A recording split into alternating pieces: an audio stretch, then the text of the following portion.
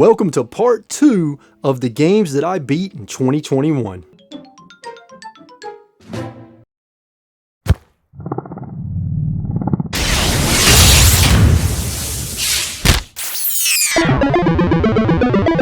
What's up everybody, just a quick disclaimer, my main really good camera that I use for all of the YouTube videos to get that nice, crisp, beautiful video quality is unfortunately not working and I have to send it off for repairs, so I'm having to use my backup camera, and I want to let you know this because the video quality will not quite be up to the standards that most of my other videos have been for at least the foreseeable future until I get my main camera back. But that's enough about that, let's get back to the video. So welcome to part 2 of the games that I beat in 2021. And again, I want to reiterate that I beat 43 games in 2021, and because of the number of games, we are going to be moving through these relatively quickly and only spending around 40 to 50 seconds talking about each game. Now, if you missed part 1, I will leave a link to that in the description down below, so be sure and check that out. But with that out of the way, let's go ahead and get into the first game in today's video.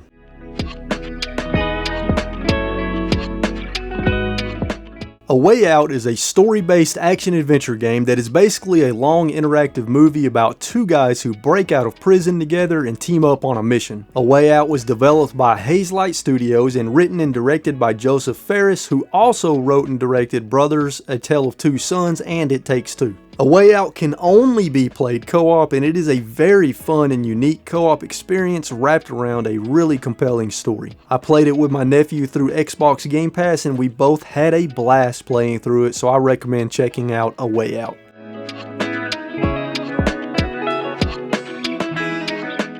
So Slime Rancher was another one of the best new games I played in 2021, and certainly one of the most unique and addicting games I have played in a long time. Slime Rancher is kind of hard to explain. You explore a large environment outside of your farm to catch various slimes. You then take those slimes and put them in cages and feed them so they will shit a currency in the world that's called plort. You then collect the plort and use it to upgrade all aspects of your farm, as well as upgrading your equipment and abilities, so you can then explore more of the world and find more different types of slimes that produce more expensive forms of plort. I know it sounds strange, but you gotta trust me when I tell you this gameplay loop is incredibly addicting and the game is brilliantly designed, and exploring the world and finding all the secrets is a blast. Just go play Slime Rancher, you won't regret it, and I cannot wait for the sequel in 2022.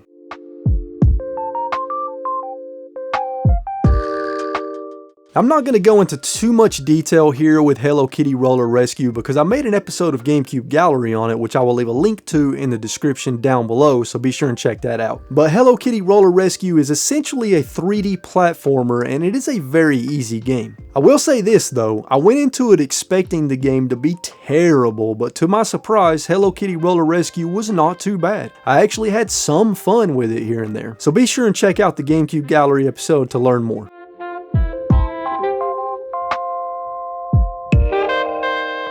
Just like with Hello Kitty, I'm not going to go into too much detail here with Simpsons Hit and Run because I made an episode of GameCube Gallery on it, which again I will leave a link to in the description down below. Simpsons Hit and Run is essentially a Simpsons version of Grand Theft Auto, except with more emphasis on driving missions. You get to explore the town of Springfield as Homer, Bart, Marge, Lisa, and Apu, and it has an insane storyline involving aliens. The game is absolutely hilarious and deviously challenging at times. If you want to learn more, check out the episode of GameCube Gallery.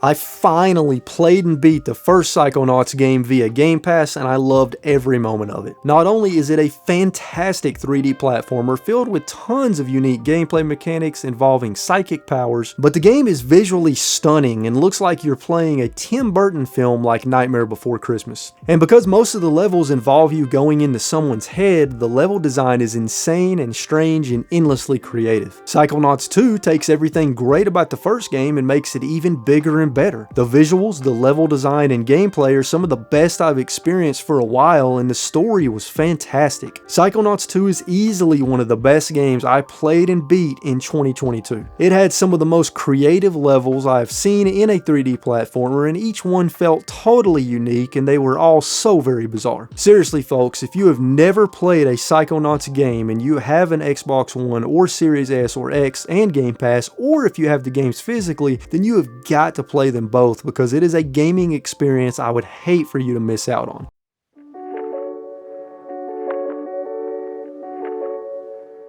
Dance Dance Revolution Mario Mix is yet another game I did an episode of GameCube Gallery on, so I'm not going to go into too much detail, and a link to that episode will be in the description down below, and it is a strange one. DDR Mario Mix is exactly what it sounds like. It is Dance Dance Revolution combined with Mario. So you will still be doing the usual dancing rhythm gameplay, but with some Mario mechanics thrown in, and it even has a story mode. I'm not a big DDR fan, but I did enjoy playing through the story mode, so if you are a fan of DDR and Mario, and you have a GameCube, then you should check it out. Toree 3D is a very basic and short 3D platformer with a sort of Nintendo 64 art style, and it's only $1 on the Nintendo Switch eShop. It only takes around 30 minutes to an hour to complete the game across 9 levels, but I actually had a good time with the platforming challenge and simplicity of the game. I included this game as part of the 3D platforming Hidden Gem Switch video, and if you want to check that out, I will leave a link to it in the description down below. But if you are looking for a short and sweet little budget 3D platformer, then Toree 3D is the game for you. So I'm a big fan of the Zombicide board game. I play it a lot with my friends, and I noticed there was a Zombicide game on smartphones and tablets, and I had to check it out. This is the first smartphone game I've played in years, and I really enjoyed it, and I actually binge played it. Essentially, it plays like the board game to a degree, but from a video game standpoint, it plays like a strategy turn-based RPG like Final Fantasy Tactics or games similar to it. I actually recommend Zombicide on mobile devices. It's surprisingly fun. Cruis'N Blast is one of the most insane, over-the-top, and fun arcade racing games I have played in quite some time. The tracks are absolutely bananas, full of explosions and earthquakes and aliens and helicopters and dinosaurs. It is wacky and over-the-top, and I love it. You can unlock insane vehicles like a UFO, a helicopter, a dinosaur, and so much more. Playing through the different difficulties is a blast, and trying to collect all the hidden keys is another fun challenge. If you are a fan of arcade racing games, then Cruis'N Blast on Nintendo Switch is a must-buy.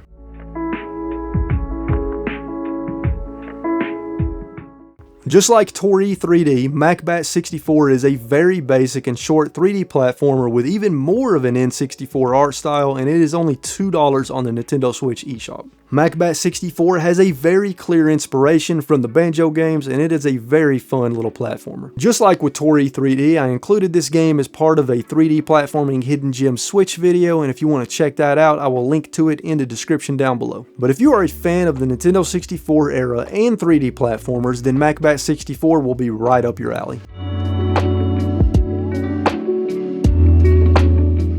I've been on sort of a Game Boy Advance kick here lately, as you're going to see, and I started with Castlevania Aria of Sorrow. This is one of the best Castlevania games ever made in my opinion, and it has a huge map that is a blast to explore, tons of enemy variety, several epic boss fights, tons of badass abilities, and shitloads of amazing weapons. There are secrets around every corner, and when you kill an enemy, you have the chance to absorb their soul to unlock a new spell you can use that is based around that enemy. I had such a fun time playing through it, and I went ahead and accomplished both endings so I could play the true final boss. At some point in 2022, I'm going to play through the other 2 Castlevania games on the Game Boy Advance as well.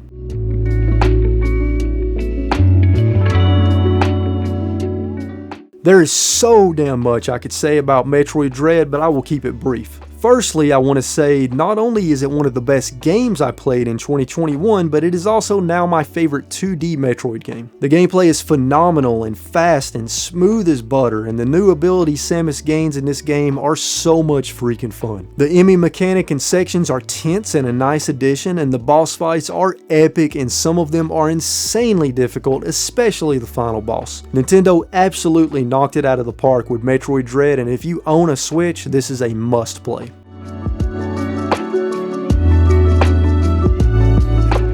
Another Game Boy Advance game I played through was the first Advance Wars because I had never played it and I was curious since the remake is coming out in 2022. It is an incredibly fun and surprisingly deep and tactical strategy turn-based RPG based around war. The battles are long and you have to play very strategically, and many of them, especially late game, are incredibly difficult. I really enjoyed Advance Wars, and sometime in 2022 I plan on playing and beating Advance Wars 2 on the GBA, and then I will try out the remakes on the Nintendo Switch.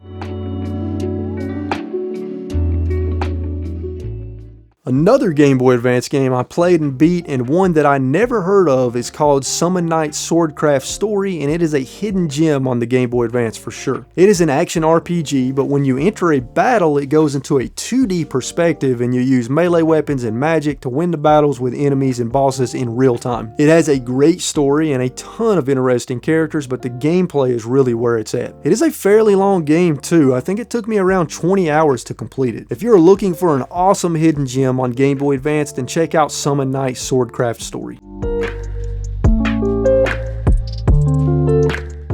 Deathloop is a game I have been excited for quite some time, as I am a huge fan of Bethesda games, and Deathloop did not disappoint, well, except for the stupid ending. Deathloop is a fantastic first-person shooter with a twist, as when you die you start the game over again, but you make progression with each run. It is sort of like a roguelike game in a way, but different at the same time. The gameplay and shooting mechanics are top-notch, and you can go stealth, guns and powers blazing, or a combination of the two approaches. Deathloop is awesome, and every PS5 owner should add this amazing game to their library.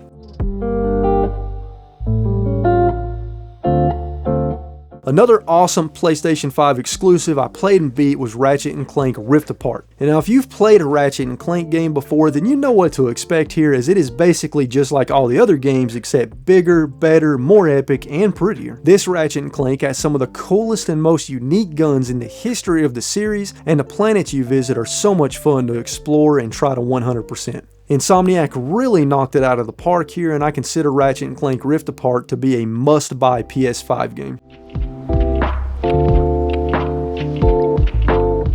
Golden Sun is another Game Boy Advance game I completed in 2021, and it is an incredibly epic RPG developed and published by Nintendo. Now, it takes a lot for a turn-based RPG to pull me in, but Golden Sun does so easily with its amazing story, awesome characters, and incredible gameplay. The turn-based battles are made interesting due to the Jin system, and outside of combat, your Psi Energy abilities make for some very interesting puzzle solving and exploration. Now, I have of course played and beat Golden Sun in the past, but it's been over a decade.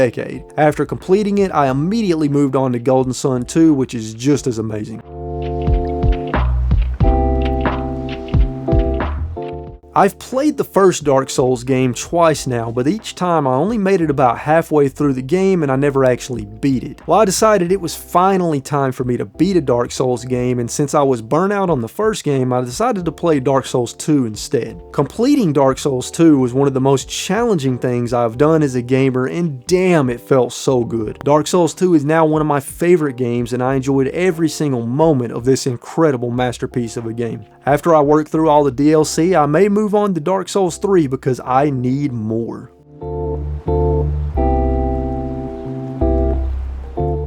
Kena Bridge of Spirits was a game I've been intrigued by since it was revealed, and as soon as the physical copy released for PlayStation 5, I had to pick it up. This game shocked me with how incredible it was, and I enjoyed it so much that I binge played it and beat it within a few days. It has a great story, beautiful visuals, the combat and exploration are both top notch, and the boss fights are very fun and challenging as hell. If you have a PS4 or a PS5 and you like action adventure games like Zelda, then you would be doing yourself a disservice if you passed on Kena Bridge of Spirits. I don't want to say too much about Paper Mario: The Thousand Year Door because next Sunday's episode will be the GameCube Gallery episode on it. But I will say that it is one of my favorite games of all time, one of my favorite GameCube games of all time, and probably is my favorite RPG of all time. Paper Mario: The Thousand Year Door is, in my opinion, an absolute masterpiece, and it is a game I try to play and beat at least once every 5 to 10 years. If you have a GameCube and have the money, this is a must-have game.